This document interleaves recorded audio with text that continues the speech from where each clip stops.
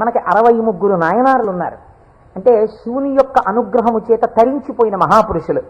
ఆ 63 నాయనారులో గుగ్గుల కలయ నాయనారు అని ఒక ఆయనకి ముందు అసలు గుగ్గుల అన్న పేరు కలపలేదు. కలయ నాయనారు ఆయన పేరు. అమృత ఘటేశ్వరుడు ఉన్న క్షేత్రంలో పుట్టారు ఆయన పేరు కలయ. అందుకని ఈయన పేరు కూడా కలయ అని పిలుస్తూ ఉండేవారు. ఈ కలయ నాయనారికి ఒక లక్షణం ఉండేది. ఆయన చేసే పూజ ఏమిటో తెలుసా అండి?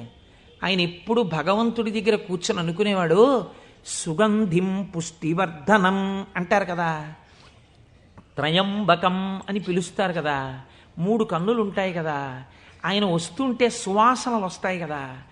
ఆనాడు మార్కండేయుడు శివలింగాన్ని గట్టిగా కౌగిలించుకుని చంద్రశేఖర చంద్రశేఖర చంద్రశేఖర పాహిమాం అని అంటుండగా యమధర్మరాజుని శిక్షించి మార్కండేయుడిని రక్షించడానికి శివలింగంలోంచి ఆవిర్భవించాడు కదా.